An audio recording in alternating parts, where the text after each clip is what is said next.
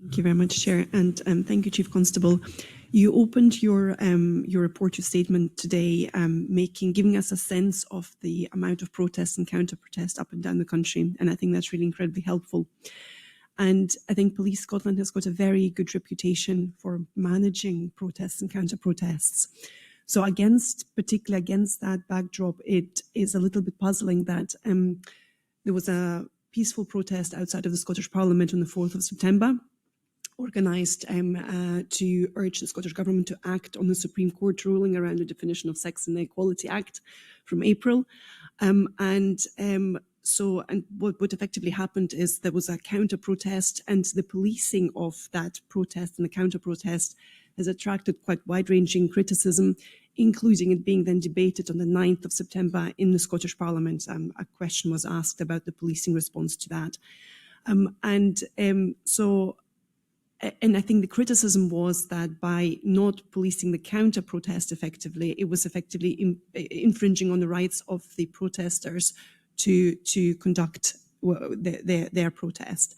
So I've got two questions. I mean, one is specifically to this particular incident. I don't know if there's anything that you could say, but more broadly, and I think this is relevant for all of the protest activity, can you maybe give us an indication as to how the positive duty of the state to facilitate protests, so to take reasonable steps to enable peaceful demonstrations, to proceed and to protect the participants, not just refrain from interfering with them.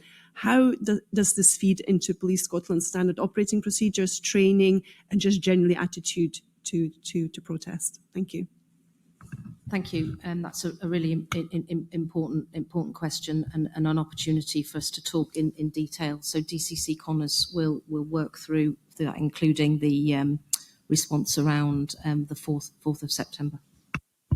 Thank you very much. And as you said, thank you very much for the question. And you do highlight, police does have a positive duty to facilitate protest, as well as a duty not to obstruct. So they are different sides of the coin, but it puts an onus on us to be able to get that balance. If I talk about kind of the training and answer that more broadly question, and then I'll come on to the incident, if I may. As we know, and you've highlighted, Police Scotland does have a significant history of policing protest and supporting human rights. And that is a fundamental basis. That actually starts when people begin at the college, when they're recruits.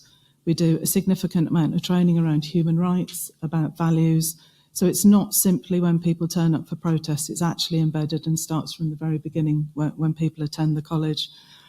As part of our officer safety training, part of that is around CARES, which is a mnemonic for communication, awareness, rapport, empathy and support.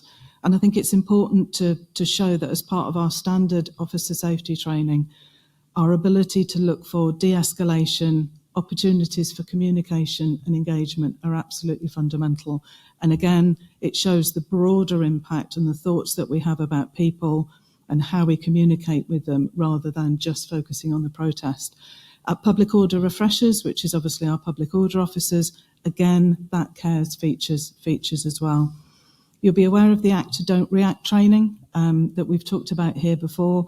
That's a behavioural science. It teaches people how and why we react the way that we do, and then how to manage that reactions. We've seen 17% less use of force, 29% less injuries and 49% less complaints with people who have had that training. So again, the fundamental building blocks of how we behave in any situation, including protest. And I think one of the reasons for mentioning the kind of Act Don't React is that, the Chief Constable has talked about the significant demand that we put on our officers. 300 odd officers out last weekend, cancelling rest days again this weekend. And our officers are required to remain professional. They are required to think about what they're dealing with. But it does place significant demand. And when protest is complex and there's counter-protest, we rely on their training for them to be able to consider each individual group and be able to work that through. Public order officers get specific training in Article 10, which is freedom of expression, Article 11, which is freedom of assembly, and the other human rights articles. So at public order training and refresher training, they specifically get an increased input on that because they are more often the officers who will be dealing with some of the more complex, perhaps more fractious protests around it. All of our action needs to be proportionate, necessary, legal and accountable, and each officer must be able to do that. I think one of the other important things is our training involves scenario-based training. It's not just words on a page, it's something that people then have to put into practice, and the scenarios go from simple to more complex around those different areas. It also includes recent legislation training, for example, the Hate Crime or the Public Order Act. So we're constantly trying to make sure, and I think partly coming to your point, do officers understand the legal basis that they're working on when they're at protest and the rights that people have throughout that? If I move on just a little bit to talk about event planning, when we're planning different events, we have the command structure who have a highly more level of training. We have briefing notes. We make sure that there's legal frameworks people understand. But also what's really important is the style and tone. The Gold and the others will set the style and tone for an operation, and that will always focus on being able to facilitate protest and not obstruct protest in the way that you've already highlighted. I think UpRoll was a really good example of where we had specific briefing areas on the internet that people could access really quickly to see that.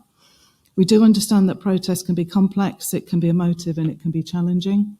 But all of these different areas, I think, will show that our actual human rights, considerations and training, de-escalation and communication feeds through all of that. I think in relation to the specific event on the 4th of September, we absolutely acknowledge the concerns and the complaints that were raised with regards our policing of that protest activity. I'd like to offer reassurances to the public and yourselves that we are reviewing the circumstances of that protest. We've already had engagement between the Edinburgh Division and the Professional Standards Division to ensure that the complaints are being considered in the round.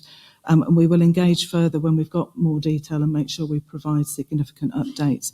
And again, just reassurance that if any learning identified through that, we will absolutely feed through back through our training mechanisms. So thank you. Comprehensive update. Thank you. Okay, any follow-ups? No.